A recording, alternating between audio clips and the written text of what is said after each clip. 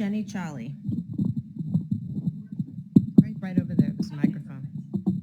And there'll be a 3-minute timer. Okay, thank you. Jenny, there'll be a 3-minute timer and it'll go off when 3 minutes. Yes, thank you. All right, so recently, Mr. Dockman, who is on the board, expressed his personal opinions that, to my knowledge, doesn't align with the school or the district's opinions. Recently, he expressed personal opinions about LGBT students and transgender students. I asked him a direct question on Facebook, which asked him, how would he support an LGBTQ child in ways that may make him feel uncomfortable? What about transgender youth? What about an LGBTQ student that feels threatened in the district? His response was, and I quote, God created 2 genders, male and female. How is that a direct answer? He further went on to say that he leads by God's teachings. So how does that translate to every student that we have here, okay? How does that transfer to someone or translate to someone who is LGBTQ? What about someone who is Islamic or Jewish in the community? Does that mean, for example, that any books or teachings about the Holocaust, about anything that happened in the past should be erased from the school's teachings? The Bible says, honor thy father and mother, okay? That sounds great on paper, but what does that say about a child who's being sexually abused by their father in that case? In this case, the Bible has a very direct quote. You can look at this quote very directly and you can say, okay, this is what the Bible says to do. But in some cases, we need to, as men and women, we need to look at that and say, you know what, we need to apply our thinking, we need to look at that, and we need to evolve and come up with some different answers. Sometimes we need to interpret these things for each and every child in this district. We cannot just rely on one single viewpoint that does not address diversity, inclusion, and the well-being of each student. My other topic, briefly, is we had a young man, Ryan McLean, who posted some incorrect information that he heard second person from his mother yesterday, stating that in 2013, Anna Chapman and the school board met with the administration and his family to address some bullying needs. Now, it is my understanding that there is a rule, correct me if I'm wrong, I think it's called FERPA, which is basically a privacy act, meaning that the school board cannot directly be involved in those meetings due to privacy issues. I feel that is important to go on the record for something like that, because when we are getting down to very important topics here and very sensitive information, we need to know that students and families can go directly to the school district administration and have their voices heard, and that they cannot be afraid of retaliation. Thank you. Thank you, Jenny. This is just public participation. Whoever's speaking, they're the only ones that have the microphone at this time.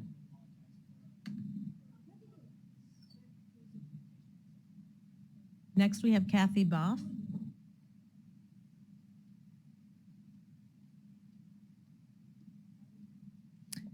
Good evening.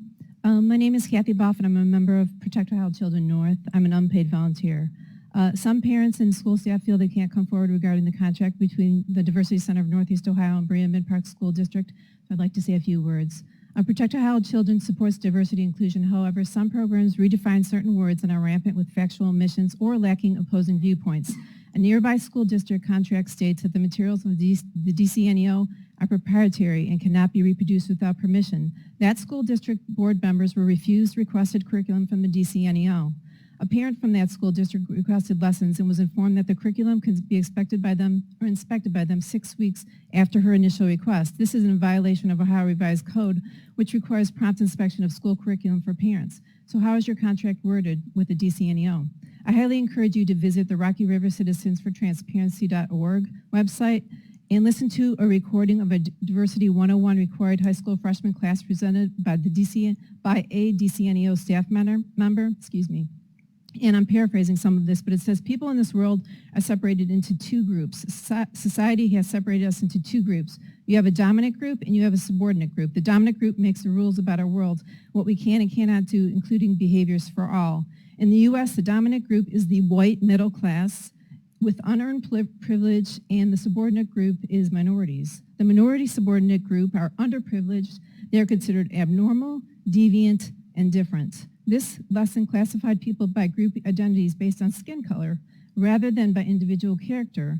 And it's always been this way, the DCNEO instructor stated to these impressionable 14-year-olds without any different viewpoints represented. This is critical race theory framework being implemented into school curriculum by the DCNEO contracted by your district.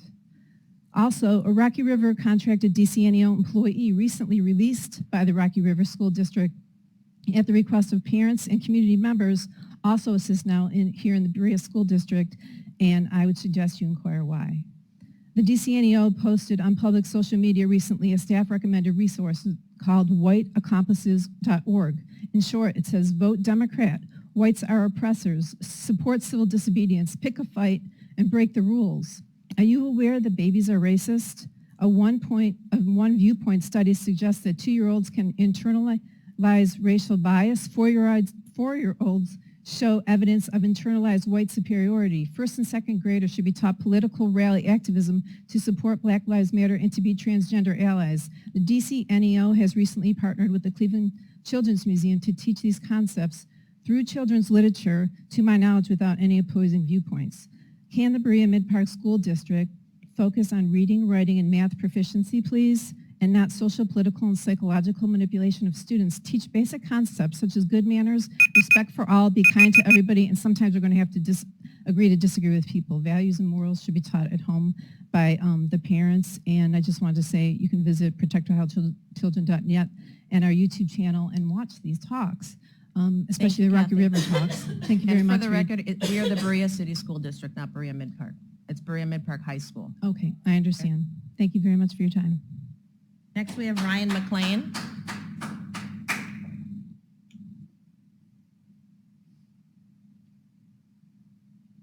Let me just get something out of the way first. I heard some misinformation the other day and spread it. That is my bad. I am sorry. I am a human being. We all make mistakes. Now that that's out of the way. As I had mentioned last time, the CDC directed mandates towards schools cause more harm than good, with data pointing out increases of pediatric mental health emergency room visits between the ages of 5 and 17. That alone should be enough to oppose forced masking. If the vaccine works, why ask staff to wear a mask? If the vaccine doesn't work, why push the vaccine onto staff? And why require students, who most of the time don't get sick at all, to wear a mask either way? The truth is, we cannot continue along this merry-go-round with health recommendations based on completely indecisive data, of which leaves us with tons of unanswered questions. At the end of the day, parents know our students best, not some unelected doctor on Capitol Hill who believes he has legislative and executive authority. Those who want the power to make health decisions which they feel best suits their child is not an attribute of antisocial personality disorder, as some in the media have claimed. To suggest such a thing is actually really discriminatory towards those of us who suffer from cluster B personality disorder. But that's a whole other issue, and I won't get into that. All that said, with planning to speak at the board meeting today, I have to be really honest. It gives me really intense anxiety when I walk into these walls. Memories of what happened to me here haunt my mind. To know that it's still happening to other students leaves me hurting and feeling completely helpless. But what hurts even more is that any efforts to combat this bullying are met with retaliation by some who see it as a political right-wing conspiracy or something. Some things are politicized whether you want to admit it or not, and that's just the nature of how things work. Like the Jedi program, for example, the right is against it and the left is for it. That's just how it is. However, the issue of bullying should not ever be a politicized issue. We should all try to stop bullying no matter which walk of life you come from, and yet even bullying in schools is becoming a divisive left versus right issue. Why? I had a lot of hope the last board meeting when almost everyone clapped for the message of putting an end to the "if we don't see it, we can't fix it" culture. I'm starting to lose that hope, as some are now accusing concerned members of the community of having an axe to grind. I'm pained. I knew that the corruption was deep the second I was told at my high school graduation to remove my choir pins, which represented a safe haven for me in the school. However, I had no idea that it was so deep that even some community members have been manipulated into polarization. This is not anyone's intention, not fault of their own. After doing some self-evaluation, I find that I myself have sometimes been manipulated into polarization on many things, including Jedi.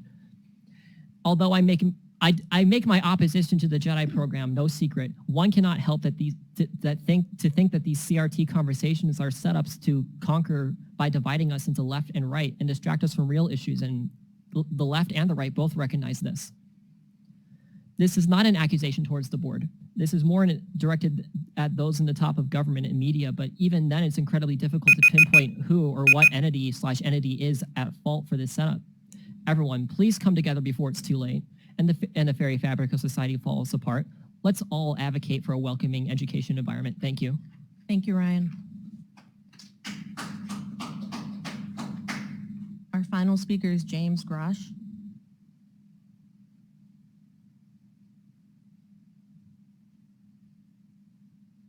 Thank you. I was outraged and quite upset last board meeting to learn that there's a history teacher in this school system that refuses to stand for the Pledge of Allegiance. A history teacher. How is that okay? It's not okay with me. That's not a teacher I would want to have teaching my daughter. Wokeism, cancel culture. We see it everywhere. And people are fed up with it. They're sick of it, and they don't like it. And now to find out we have this type of person, a history teacher, that will not stand for the Pledge of Allegiance, coming to a school board meeting. How's that okay? How is that okay with anyone here? I didn't see anyone here not stand up today. One person last school board meeting when there was a lot of people here. How is that okay? You gonna tell me that she's gonna leave those opinions at the door when she comes into her class? I don't think so. She's gonna tilt her history teaching lessons to the left, to Marxist, whatever kind of vision, philosophy she has. And that's wrong. And she shouldn't be teaching in any classroom, let alone a history class. I'm deeply offended. I'd like her to come up sometime at a future school board meeting and explain her philosophy. Explain it to the veterans in our community who've lost people fighting for our flag, fighting for the Pledge of Allegiance. I'm disgusted by it. I'm disgusted by this Jedi program you've allowed, this racially divisive program you've allowed to enter this school system. You want to know how to get rid of racism? Quit talking about it. That's my opinion on it. Thank you. Thank you, James. Yes? That's what the gentleman outside was for.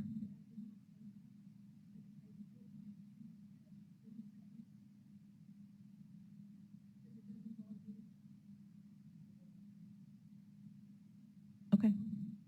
Please just tell us your name and what city you live in.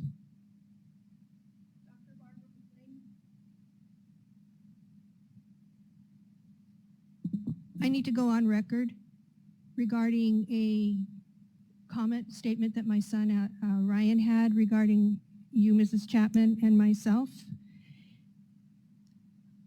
This happened many, many years ago, and I went back and I looked in the documents of the meeting that I was a part of, that I said you were also a part of, and I was incorrect.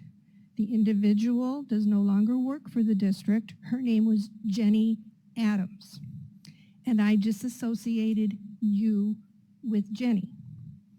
So I would like to apologize to you for assuming that it was you, being that it was many, many years ago.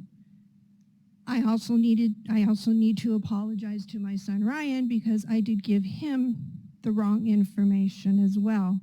And I want it to go on record that it was not meant maliciously or for any malintent. It's just that I got your name mixed up with the other individual whose last name starts with an A. And I just wanted to go on record that it should not be held against Ryan for, quote, spreading disinformation, because he did not. What he got from me was an error on my part. And so I apologize. No problem. Okay. Next, we have our superintendent talking to us about the responsible reopening.